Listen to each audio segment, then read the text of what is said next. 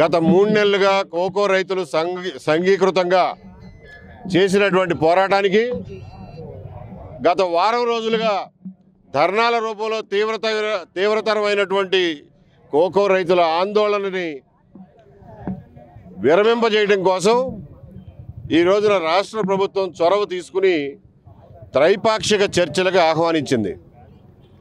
ఇందులో రైతులు, ప్రభుత్వ అధికారులు, వ్యవసాయ శాఖ మంత్రివర్యులు అందరూ వచ్చారు. కానీ ఈ ముఖ్యమైనటువంటి భూమిక వహిస్తున్న కోకో కొనేటటువంటి క్యాడ్బరీస్ కంపెనీ, మాండలీస్ కంపెనీ వాళ్ళు రాకుండా ఈ చర్చల్లోకి వీడియో కాన్ఫరెన్స్ ద్వారా మాట్లాడడాన్ని మేము పూర్తి స్థాయిలో నిరసిస్తున్నాం, దీన్ని ఖండిస్తున్నాం. ఈ కంపెనీల లెక్కలేనితనాన్ని రైతులుగా మేము దీన్ని ఖండిస్తున్నాం. వీడియో కాన్ఫరెన్స్లోకి వచ్చినటువంటి కంపెనీ యాజమాన్యం రైతులకు బిచ్చం వేస్తున్నట్టుగా ఈ రోజున అంతర్జాతీయ ధర 880 రూపాయలు ఉండగా 450 రూపాయలకి కొంటాము, దయదలిచి కొంటాము అని చెప్పడం ఇది ఒక దుర్మార్గం, వాళ్ళ కుట్రలో భాగం అని చెప్పి మేము తెలియజేస్తున్నాం. హౌసింగ్ మంత్రి గారు, జిల్లా మంత్రి గారు, పార్థసారథి గారు ఎన్ని రకాలుగా వాళ్ళని ప్రశ్నించినా వాళ్ళ దగ్గర నుంచి ఒక మొండితనంతో కూడినటువంటి సమాధానం వచ్చిందే తప్ప హేతుబద్ధమైనటువంటి సమాధానం రాలా. కిందటి సంవత్సరం వరకు అంతర్జాతీయ ధరలకు అనుగుణంగా ఇచ్చిన రేటు ఈ సంవత్సరం ఎందుకు ఇవ్వట్లేదు, సగానికి సగం ఎందుకు తగ్గించారు అంటే వాళ్ళ దగ్గర ఒక్క సమాధానం కూడా లేదు.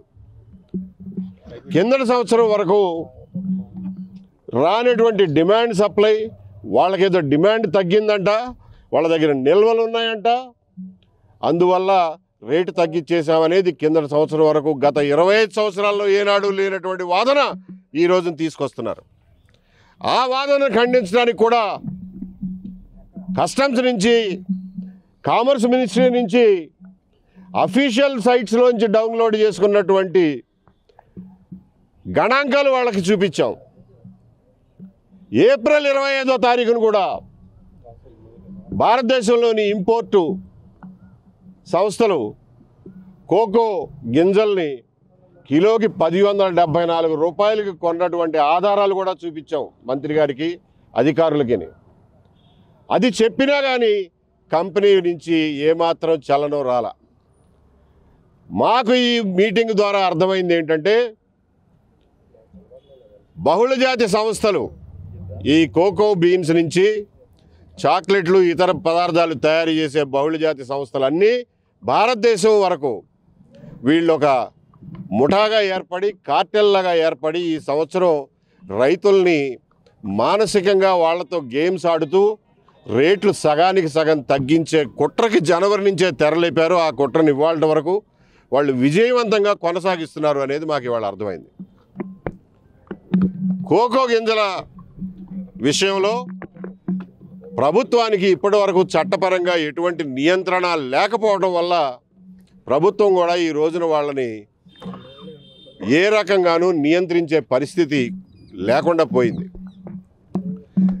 చివరికి మంత్రి గారు 50 రూపాయలు గవర్నమెంట్ వైపు నుంచి కిలోకి ఇచ్చి మీకు 500 రూపాయలకి కొనిపిస్తామని చెప్పడాన్ని కూడా మేము ఖచ్చితంగా వ్యతిరేకిస్తున్నాం. ఎందుకంటే ఆ ఇచ్చే 50 రూపాయలు మన ప్రజల దగ్గర నుంచి వసూలు చేసుకున్న పన్నుల డబ్బులు.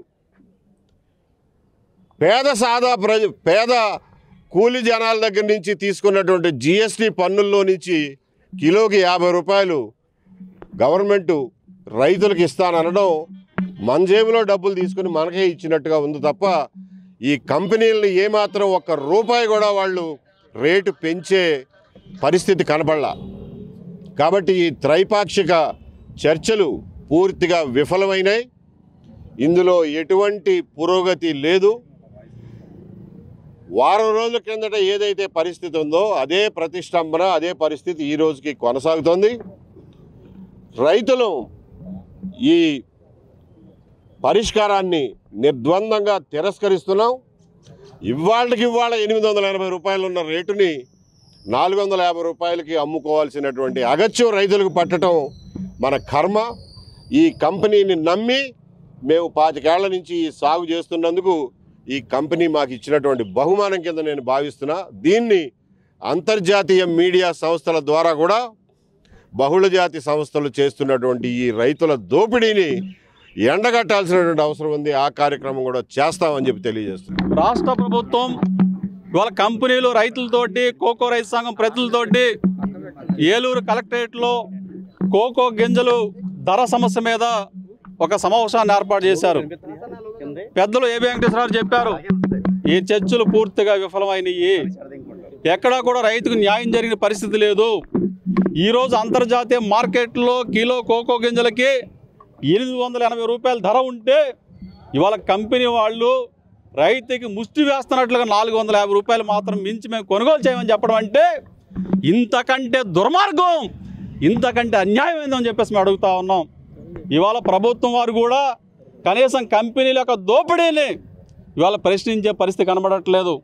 ఇవాళ రైతులు గింజలు తక్కువ రేటుకి అమ్ముకొని నష్టపోమని చెప్తా ఉన్నారు. మేము ఒకటే అడుగుతా ఉన్నాం, ఈ కోకో గింజలకు సంబంధించిన కొనుగోలుకు సంబంధించి 2024 వరకు అంతర్జాతీయ మార్కెట్ ధరకు అనుగుణంగానే గింజలు కొనుగోలు చేశారు. ఈ సంవత్సరం అంతర్జాతీయ మార్కెట్ ధరకు అనుగుణంగా కొనుగోలు చేయకుండా దాదాపు 1000 కోట్ల రూపాయలు పైగా ఇవాళ రైతుల కష్టాన్ని ఇవాళ దోచుకున్న పరిస్థితి ఉన్నది. మరి ఇట్లాంటి పరిస్థితుల్లో మేము ప్రభుత్వాన్ని అడుగుతా ఉన్నాం, మీరు ఫార్ములేషన్ రూపొందించండి, ఇంటర్నేషనల్ మార్కెట్కి అనుగుణంగా అనుసంధానం చేస్తూ ఫార్ములా రూపొందించి ధర నిర్ణయించి ఆ ధర కంపెనీల నుంచి ఇప్పించాలి.